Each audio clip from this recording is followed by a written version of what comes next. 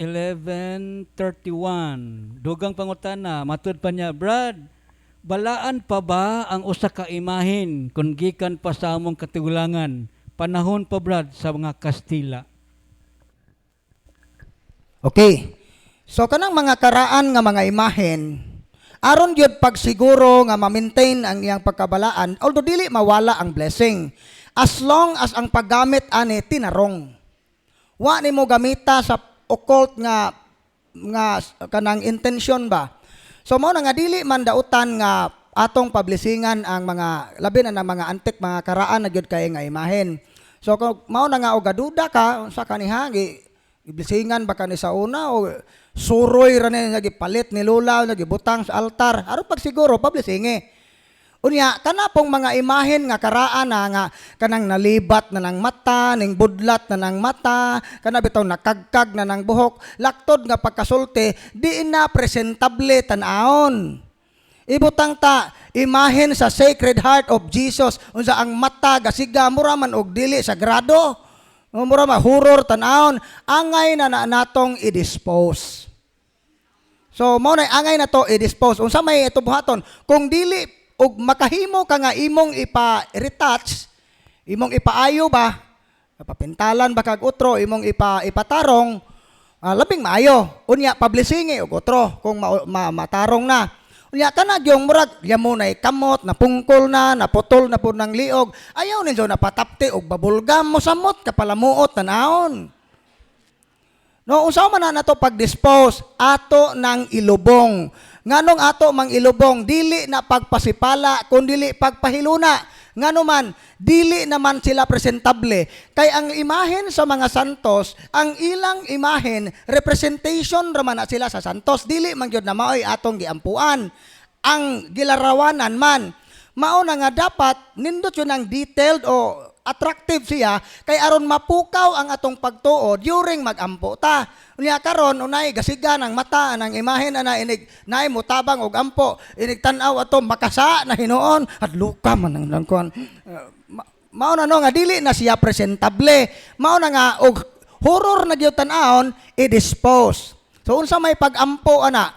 So no need na nga i-deliverance kay dili man siya infested nga object. Pwede ra ko ka mag-ampog ang mahanamo sa ilubong nimo na sa lugar nga dili matunob-tunuban ang tuyo sa paglubong pagpahiluna, dili pagpasipala.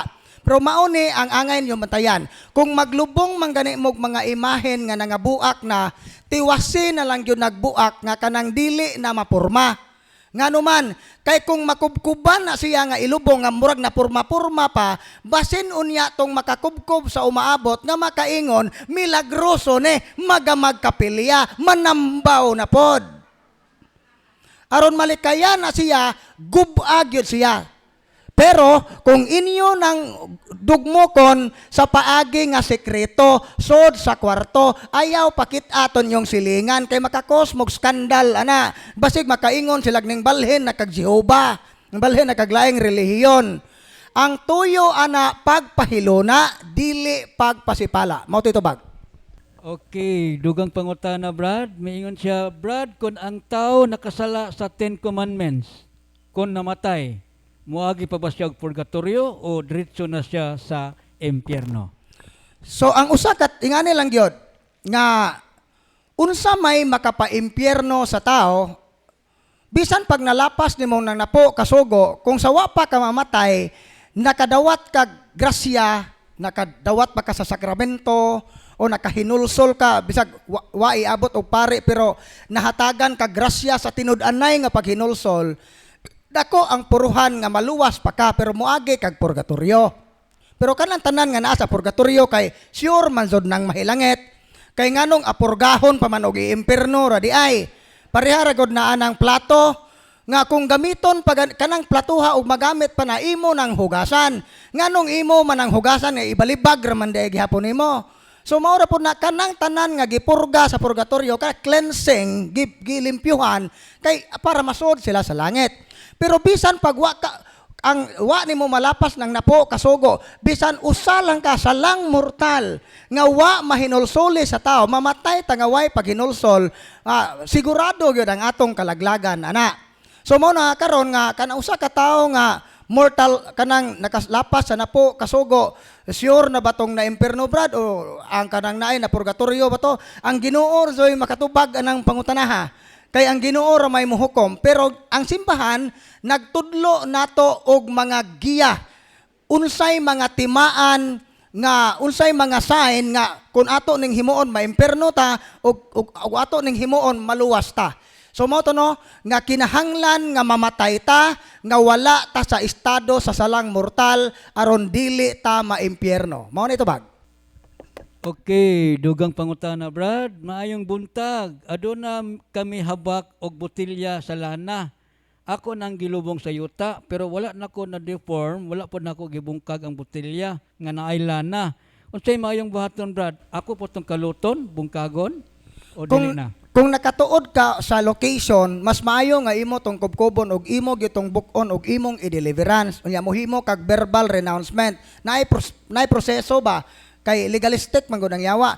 Pero kung pananglit di na kakalocate, kini may pinaka-importante nga himuon. Ang pinaka-importante natong himuon aron jud mo buwag maputol ang tanang gapos sa yawa sa tong kinabuhi.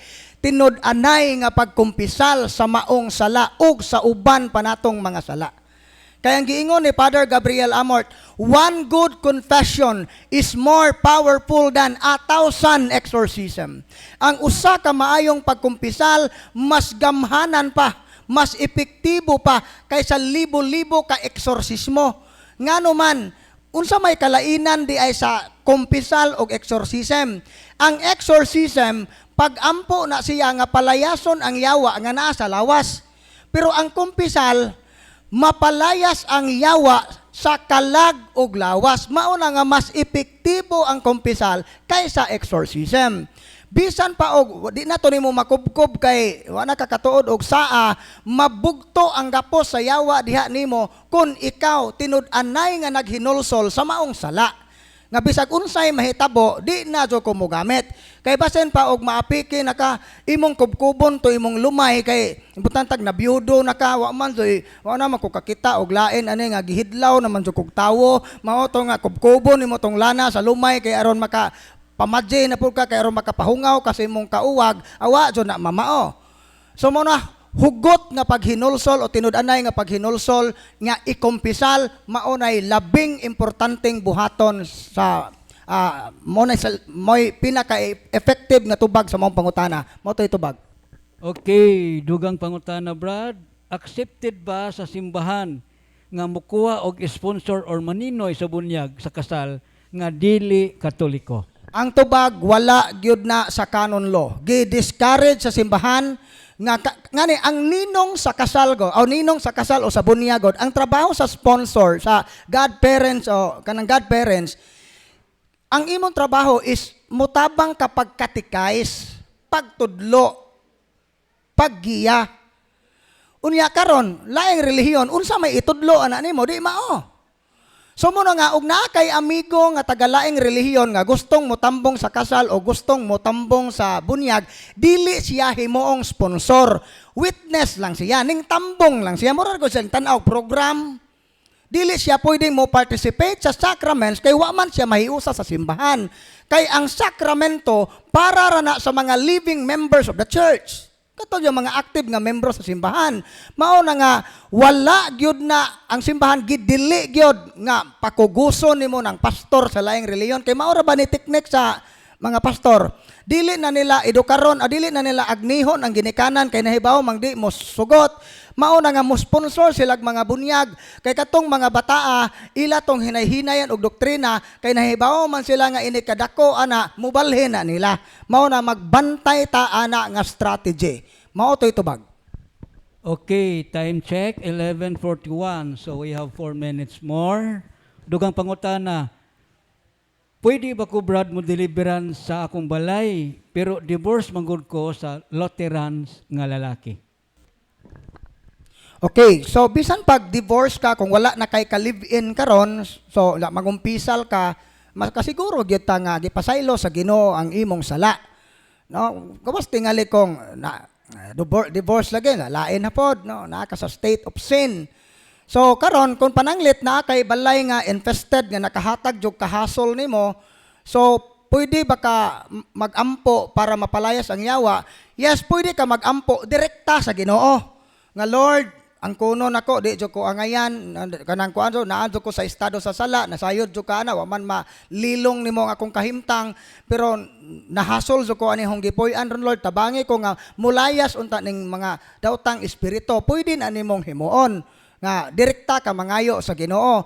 Pero kung direct command in the name of Jesus, I command you Satan nga naka sa state of kanang sin adako jong puruhan ana nga nazoy mahitabo ni mga retaliation or at the same time makasatag disobedience sa teaching sa simbahan kaya ang simbahan nagtudlo man nga dili gyud ta mo direct command sa yawa kung wala ta sa state of grace.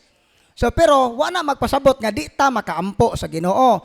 Instead nga mo direct command ta sa yawa, ang ato lang taling himuon mo direkta tag pangayog tabang sa Ginoo. Mao na ito bag. Okay, dugang pangutana Brad, miingon dinhi adunay magtiayon sa amua nga kasal sa sibil. Unya mosimba siya pero dili siya makalawat hangtod karon. Tulo na yang bata or anak. Aduna ba'y kuntungod ang yang anak Brad nga mga lawat? Ang tubag, yes, kay ang sala sa anak, ang personal nga sa ginikanan dili man na ipahid sa dili ingana ka inhustisya ang Ginoo nga imong ginikanan nasa state of sin, automatic pod ang anak nga naa po sa state of sin dili ingana. Basta nabunyagan ang imong anak, pwede siyang mokumpisal og mokalawat. O bisan pag ang iyang ginikanan wa magpakasal. Bisan pag live-in ra ang iyang ginikanan, pwede.